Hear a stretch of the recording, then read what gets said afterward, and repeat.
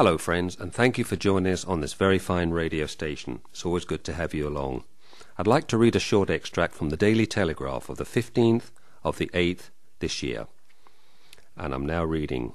Chariots of Fire hero is honoured by the Chinese. Scottish runner Eric Liddell, hero of the film Chariots of Fire, 60th anniversary of the liberation of the Japanese internment camp where he died. Liddell, a devout Christian, became famous for winning the 400 metres at the 1924 Paris Olympics, after refusing to run his best distance, the 100 metres, because the heats were held on a Sunday. Less well known is that he was born and spent much of his life in China. He was the son of missionaries in the port city of Tijan and left Britain the year after his Paris triumph to follow in their footsteps as a missionary teacher.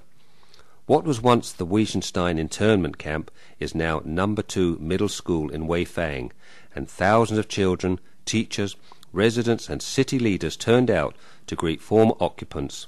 More than 2,000 people were held in the camp, including 327 children, mostly from a Western-run boarding school nearby. Many were children of missionaries, as were some of the older Westerners held there. 24 former internees attended. For many of the children, nearly all separated from their parents, Liddell became a father figure. As well as teaching classes, he ran a Sunday school and organised sports competitions. Said Mr. Metcalf, a former internee, "The best thing he gave me was his baton of forgiveness. He taught me to love my enemies, the Japanese, and to pray for them." After the war, Mr. Metcalf spent 40 years as a missionary teacher in Japan.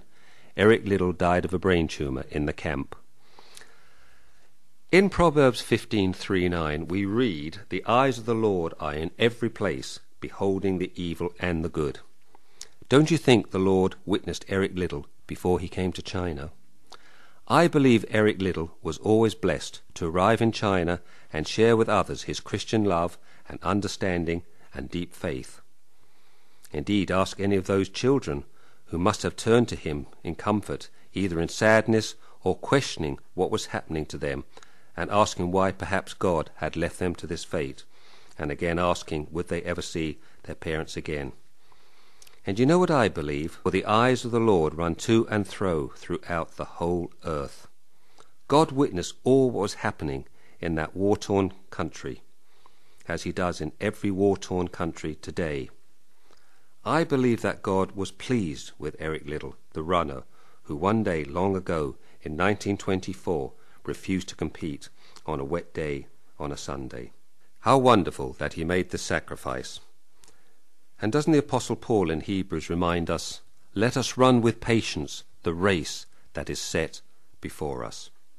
You see, friends, we too are, in a manner of speaking, in a race, yet we are runners for Christ, and until God blows the finishing whistle, we will keep running, and I hope always with joy, and always remembering the sacrifice of Eric Liddell. Well, I see that my time is up for today, so may I leave you with that wonderful prayer from the final book of the Bible, Maranatha, and offer a personal greeting to all those souls at sea. Until we meet again, thank you all, and goodbye.